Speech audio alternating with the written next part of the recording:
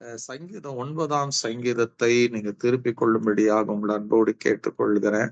அல்லேலூயா. இன்னைக்கு நம்ம இருக்கிற ஒரு அவசரமான உலகத்துல இருக்கிறோம்.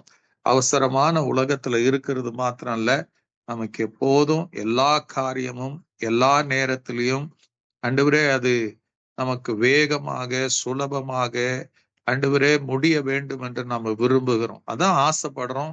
நம்ம ஜெபித்த பிறகு உடனே அந்த ஜெபத்துக்கு பதில் கிடைக்கணும்னு நம்ம எதிர்பார்க்கிறோம். கொஞ்சம் காலம் தாமதமானாலும் நம்ம சோர்ந்து போகிறவர்களாக இருக்கிறோம். ஏன் இது இப்படி நடக்குது, எதுக்கு இப்படி நடக்குது என்கிற கேள்வியோட தான் அநேக நேரத்துல நம்ம வாழ்ந்து கொண்டு இருக்கிறோம். ஆமென். சில நேரத்துல நான் இவ்வளோ ஜெபிக்கிறேனே, இவ்வளோ கர்த்தருக்கு உண்மையா இருக்கிறேனே, நான் இதெல்லாம் நான் சர்ச்சுக்கு போறது தவறுது இல்லையே, நான் உபவாசம் பண்றேனே, நான் இதெல்லாம் பண்ணி கூட ஏன் என் ஜெபத்துக்கு கர்த்தர் பதில் கொடுக்காம இருக்கிறாருங்கிற கேள்விகளோ கூட கூட நம்ம அநேக நேரத்துல இருப்போம். ஆமென். ஹalleluya. நான் வேதத்துல நான் கற்றுக்கொண்ட ஒரு காரியம் என்னன்னா, கர்த்தர் ஒருத்தரையும் ஏமாத்த மாட்டாரு. அவருக்கு ஜெபத்தை கேட்கிறவர் என்ற பெயர் இருக்கிறது. அவர் ஜெபத்தை கேட்காம இருக்கவே முடியாது. ஆண்டவருடைய அமேசிங் நம்முடைய ஆண்டவர். நீங்க ஒருத்தருக்கும் இந்த தேவனை குறித்து பல அபிப்பிராயங்கள் இருக்கலாம். But what I learned through the word, நான் என் அனுபவத்தை காட்டிலும் கர்த்தருடைய வேதத்துல நான் கற்றுக்கொண்டது என்னன்னா, அவர் உண்மை உள்ளவரா இருக்கிறார். அவர் வார்த்தையில உண்மை உள்ளவரா இருக்கிறார். கேளுங்கள் என்று அப்போது கொடுக்கப்படும் என்று சொன்னவர் ஒருபோதும் அந்த வார்த்தை மீறி செய்யவே மாட்டாரு. ஒருபோதும் ஆண்டவர் நம்ம ஏமாத்தவே மாட்டாரு, நம்ம கைவிடவே மாட்டாரு. இதுதான் நம்முடைய தேவன். இதுதான் நம்முடைய தேவன். சில நேரத்துல நமக்கு நினைத்தபடி நடக்காம இருக்கலாம், நாம விரும்பினபடி நடக்காம இருக்கலாம். அதற்குன்னு கர்த்தர் ஜெபத்துக்கு பதில் கொடுக்கலன்னு மாத்திரம் தீர்மானம் பண்ணிடாதீங்க. கர்த்தர் எப்பொழுதும் நல்லா யோசித்து பாருங்க. உங்க பிள்ளைகளுக்கு நீங்க கேட்கும் போது சில நேரத்துல சில காரியங்கள் இப்போ முடியாது, நான் அப்புறம் செய்வேன்னு கூட சொல்லுவீங்க. இல்ல சில நேரத்துல இப்போ இது தேவையில்லை, இன்னும் கொஞ்ச நாள் கழிச்சு பார்க்கலான்னு சில நேரத்துல இந்த காரியங்கள் உடனே தேவைப்படும் போது நாம பின் யோசிக்கிறதுல அதை அப்பவே செய்வோம். அதே போலதான் நம்முடைய அப்பாவும் நம்முடைய தேவனும் அந்தந்த காலத்துல அந்தந்த நேரத்துல அவர் நேர்த்தியாய் செய்கிற தேவனா இருக்கிறார். ஆனா ஒரே ஒரு காரியம் என்னன்னா, கர்த்தர் நம்ம கிட்ட இருந்து எதிர்பார்க்கிறது, எல்லா சூழ்நிலையிலும் அவர் மாறாதவரா இருக்கிறார். அவர் நேற்றும் என்றும் என்றும் மாறாதவரா இருக்கிறார். நம்ம மேல வச்சிருக்கிற அன்பு கொஞ்சம் கூட இத்தனை கூட இம்மி கூட அது மாறாம இருக்கிறது. ஆதியில உங்களை எப்படி அன்பு கூர்ந்தார் அதே அன்புதான் நம்ம மேல வச்சிருக்கிறார். நம்முடைய அன்புதான் அப்பப்ப மாறிட்டே இருக்கும். ஆதியில இருந்த அன்பு இல்லாம இருக்கும். அது நமக்கு மனுஷனுக்குரியது. அவர் ஆண்டவர்ல யோபு தன்னுடைய சீஷர்களுக்கு சொல்லுவாரு, ஆதியில அவர் எப்படி அன்பு வச்சாரோ அதே அன்பு முடிவு பரியந்தம் அந்த சீஷர்கள் மேல அவருடைய ஜனங்கள் மேல அவர் அன்பு வைத்தார் என்றுதான் வேதம் நமக்கு கற்றுக் கொடுக்கிறது. இந்த அன்பு அற்புதத்தின் தேவன் நம்ம கிட்ட இருந்து எதிர்பார்க்கிற ஒரு காரியம் என்னன்னா, நாம ஜெபித்த பிறகு எந்த அளவுக்கு அவர் மேல நம்ம நம்பிக்கை வைக்கிறோம். நம்ம ஜெபிக்கிறதுக்கு முன்னாடி எந்த அளவுக்கு நம்பிக்கை வைக்கிறோம், ஜெபித்த பிறகு எந்த அளவுக்கு நாம நம்பிக்கை வைக்கிறோம், ஜெபித்த அவருடைய பதிலுக்காக எந்த அளவுக்கு நான் நம்பிக்கையோட காத்து இருக்கிறோம் என்பதுதான் கேள்வி. ஹல்லேலூயா. நம்ம ஜெபிக்கிறது சுலபம். ஆனா கர்த்தருடைய பதிலுக்கும் கர்த்தருடைய காலத்துக்கும் காத்து இருக்கிறது என்பது ஒரு கடினமான ஒரு அனுபவமாக அநேகருடைய வாழ்க்கையில இருக்கிறது என்பதை நீங்க மறுதளிக்கவே முடியாது. ஹல்லேலூயா. இங்க சங்கீதத்துல தாவீது ஒரு காரியத்தை சொல்லுவார். 10ஆம் வசனத்துல பாருங்க, கர்த்தாவே உம்மை தேடுகிறவர்களை நீர் கைவிடுகிறதில்லை. What an amazing statement. தாவீது எழுதுறார், கர்த்தாவே உம்மை தேடுகிறவர்களை நீர் கைவிடுகிறதில்லை. இப்ப உங்களுக்கு முன்னாடி இந்த கேள்வி, இந்த வசனம் வந்திருக்கிறது, நீங்க உண்மையாவே அவரை தேடி இருக்கிறீங்களா? உண்மையா நீங்க தேடி இருந்தீங்கன்னா இங்க வசனத்தின்படி அவர் கைவிடவே மாட்டாரு. அதுதான் இங்க பதில். அவர் சொல்றாரு, உம்மை தேடுகிறவர்களை நீர் கைவிடுகிறதில்லை, ஆதலால் உமது நாமத்தை அறிந்தவர்கள் உம்மை நம்பி இருப்பார்கள். அவர் உங்களை கைவிட மாட்டாருங்கிற எத்தனை பேர் நம்புறீங்களோ அவர்களுக்கு என்ன பண்ணிருப்பீங்க?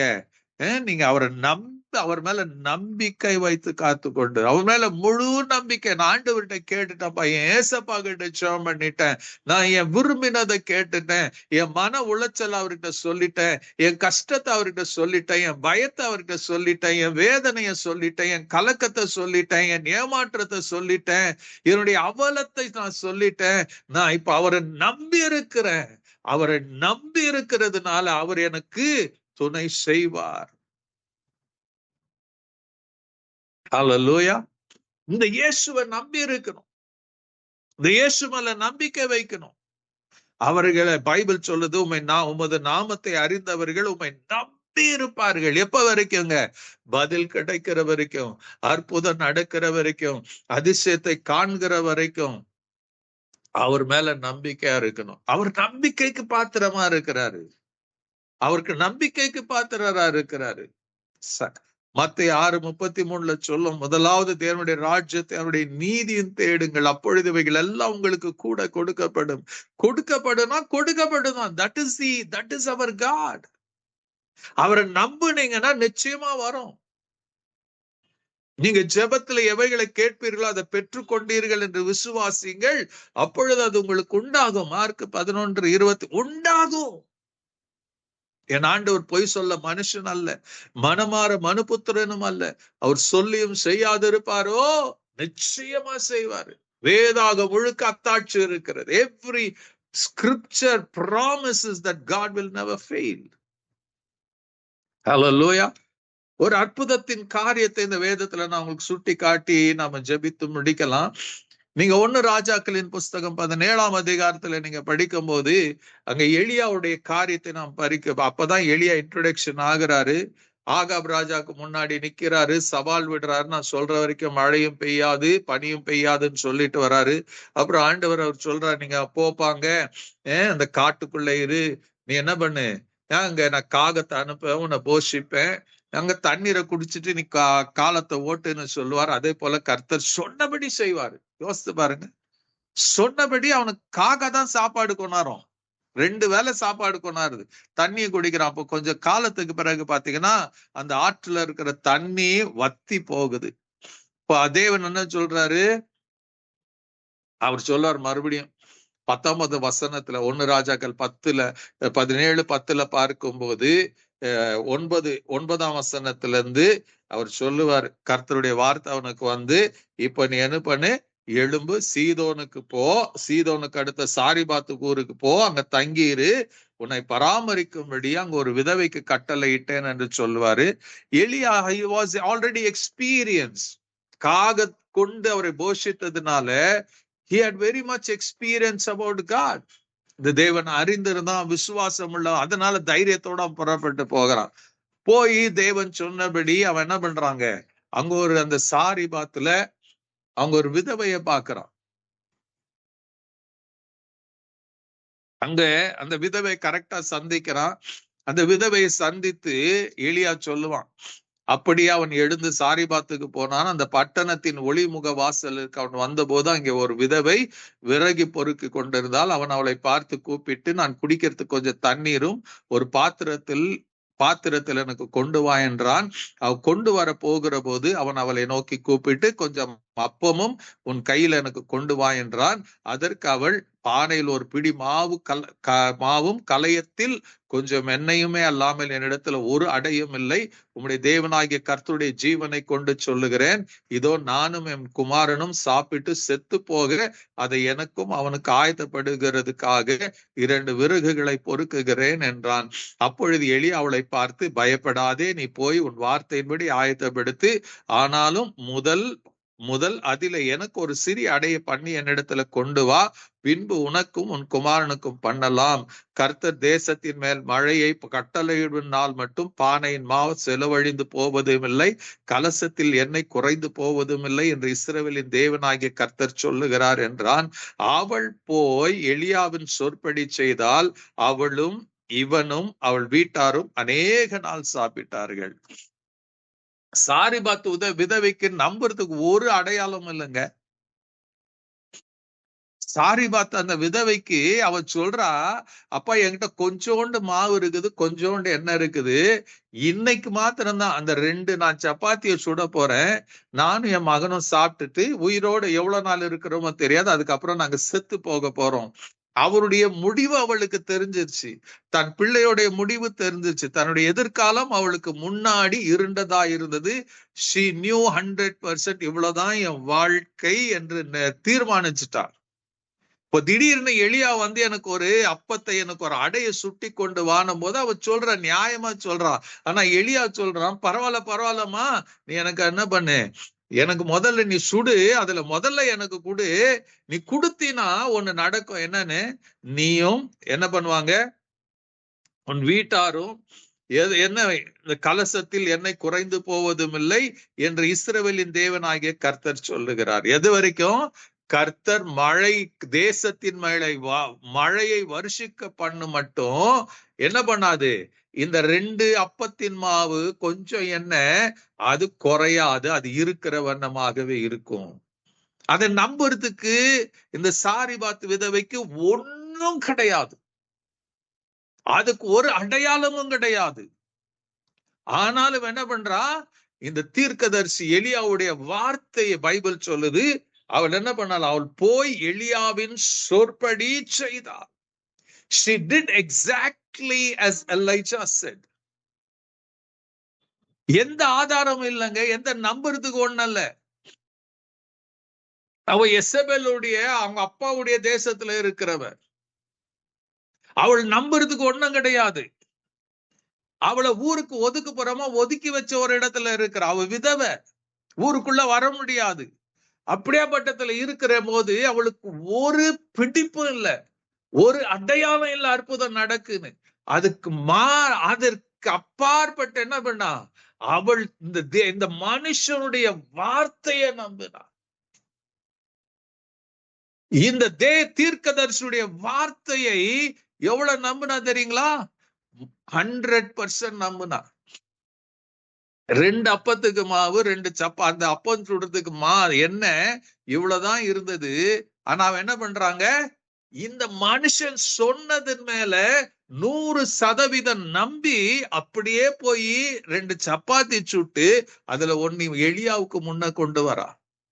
இதுதான் நமக்கு, நாம இந்த பைபிள படிக்கிறோம், சந்தோஷமா படிக்கிறோம், பட் எத்தனை பேர் எத்தனை முறை இந்த வேதத்துல சொன்னது இது தேவனுடைய ஜீவனுள்ள வார்த்தைகள் நாம நம்புறோம். எத்தனை முறை இந்த வார்த்தையின்படி ஆண்டவர் சொல்லி இருக்கிறாரு, அது செய்வாருங்கிற நம்பி நாம கிரியையில நம்ம விசுவாசத்தை காட்டி இருக்கிறோம்.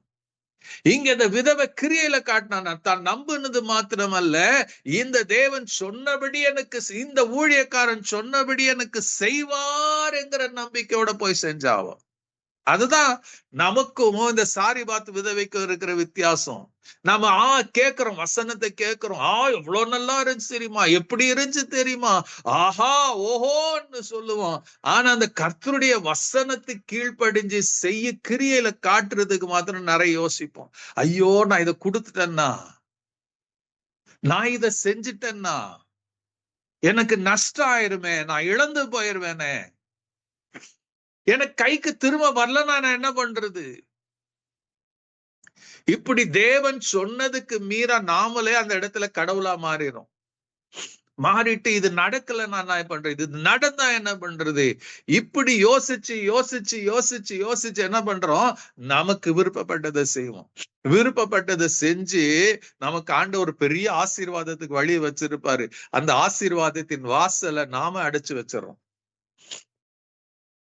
ஏன்னா நமக்கு நம்பிக்கை கிடையாது, இந்த தேவனுடைய வசனத்தின் மேல நம்பிக்கை கிடையாது, இந்த தேவனுடைய வாக்கு தத்துவத்தின் மேல நமக்கு நம்பிக்கை கூட கிடையாது. அவர் சுகமாக்குவேனா அவர் சுகமாக்குவாரு, பலப்படுத்துவேனா பலப்படுத்துவாரு, அற்புதம் செய்வானா அற்புதத்தை செய்வார். This is our God. But என்ன ஒன்னா, அன்னைக்கு அந்த சாரிபாத் விதைக்கும் நமக்கு என்ன வித்தியாசம், நம்ம பைபிள்ல படிக்கிறோம் எல்லாம் தெரியும், நமக்கு நம்புறதுக்கு விசுவாசிக்கிறதுக்கு நமக்கு தைரியம் கிடையாது. போயிருச்சுன்னா என்ன பண்றது, இழந்துட்டா என்ன பண்றது, இப்படி நடந்துருச்சுன்னா என்ன பண்றது? இந்த யோசித்து யோசித்து யோசித்து தவறான முடிவுகளை எடுத்து எல்லாத்தையும் இழந்து போய் கொண்டிருக்கிறோம். எல்லாத்தையும் இழந்து போய் கொண்டிருக்கிறோம். இங்க பைபிள் சொல்லுது, இவ்வளோ ஒரு கஷ்டத்துல நம்புறதுக்கு ஒண்ணும் இல்லாத போது கூட அவள் போய் எலியாவின் சொற்படி செய்தா. எப்படி செய்தா? Exactly as Elijah said. சொற்படி செய்தா. இன்னைக்கு இந்த சத்தத்தை கேட்கிற நீங்க எத்தனை பேர் ஆண்டவருடைய வசனத்தின்படி செய்யறதுக்கு நீங்க ரெடியா இருக்கிறீங்க? நீங்க செஞ்சு பாருங்க, உங்க முகத்தை பிரகாசிக்கப்பட்டுவாரு. நீங்க செஞ்சு பாருங்க, உங்க தலை ஆண்டவர் உயர்த்துவாரு. நீங்க செஞ்சு பாருங்க, அவர் செய்ய நினைச்சதை செய்வார். இங்க எலியா சொல்லிட்டான், மாவு குறையாது, என்ன குறையாது. நீங்க என்ன நடக்குதுங்க? அவள் போய் எலியாவின் சொற்படி செய்தால் அவளும் இவனும் அவள் வீட்டாரும் அநேக நாள் சாப்பிட்டார்கள். கர்த்தர் எலியாவை கொண்டு சொன்ன வார்த்தையின்படியே பானையிலே மாவு செலவழிந்து போகவும் இல்லை, கலசத்தில் எண்ணெய் குறைந்து போகவும் இல்லை. இது ஏதோ நீங்களும் நானும் படிச்சு பிரசங்கம் பண்றதுக்காக எழுதப்பட்ட வார்த்தை இல்ல. உங்களுக்கும் எனக்கும் அனுபவ சாட்சியாக இது மாறணும். அனுபவமா மாறணும். அனுபவமா மாறணும். ஆண்டுடைய வசனத்தை கேட்டு அப்படியே செய்யும் போது அவர் சொன்னபடியே நடக்கும். இது வரைக்கும் சரித்திரம் அப்படிதான் பேசி இருக்குது. சரித்திரத்துல நீங்க படிச்சீங்கன்னா கர்த்தருடைய வசனத்துக்கு ஏற்றபடி அதன் விசுவாசித்து வாழுகிறவர்களுக்கு அற்புதம் செய்தாரு. இன்னைக்கும் அற்புதம் செய்து கொண்டிருக்கிறாரு. இன்னைக்கும் அற்புதம் செய்து கொண்டிருக்கிறாரு. யோசித்து பாருங்க, யோவான் 9ஆம் அதிகாரத்துல பிறவி குருடன் ஒருத்தர் இருப்பான். அவனை பார்த்து இயேசு சொல்ல, ஒரு சேற்ற கண்ணுல பூசிட்டு அவர் சொல்லுவார், போப்பா அந்த சீலோவுல கழுவு. அவன் ஒரு கேள்வி கேட்காம இயேசு சொன்னபடியே போய் சீலோம் குளத்துல கண்ணை கழுவான். கழுவிட்டு வந்து என்ன பண்ணுவான்? பார்வை அடைந்தவனாய் வருகிறான். யோசிச்சு பாருங்க, எக்ஸாக்ட்லி இது. அதை எக்ஸாஜுரேட் பண்ணல. அவன் கண்ணு திறக்கிறதுக்கு ஒரு அடையாளமும் இல்லை. சேத்த பூசினா யாரும் கண்ணை திறக்க முடியுமா? ஆனா அவன் நம்புனான், போனான், கழுவுனான், பார்வை அடைஞ்சு வந்தான், எல்லாரையும் ஆச்சரியப்படுத்தினான். இன்னைக்கு நமக்கு கிறிஸ்டியன்ஸா இருக்கிறோம், நிறைய பைபிள் தெரியும், நிறைய ஜெபம் பண்ணுவோம். பட் இந்த ஆண்டவருடைய வசனத்தின்படி செய்யறதுக்கு தான் நமக்கு சந்தேகம் வந்துடுது. பைபிள்ல இப்படி இருக்குது, இப்படி செய்யணும். முதலாவது தேவனுடைய ராஜ்யத்தை தேடு, அவர் நீதியை தேடு, தேவனை தேடு தேடு தேடு தேடு. எனக்கு இவ்வளவு வேலை இருக்குதுங்க தேவன் அங்க தேடுறது. நாம என்ன பண்றோம்? மத்தவங்களுக்கு பிரேயர் ரிக்வெஸ்ட் கொடுத்துறோம், ஜெபம் பண்ணிக்கங்க, ஜெபம் பண்ணிக்கங்க, ஜெபம் பண்ணிக்க. ஆண்டவர் சொல்ல, நீ தேடு, நீ ஜெபம் பண்ணு, நீ மன்றாடு.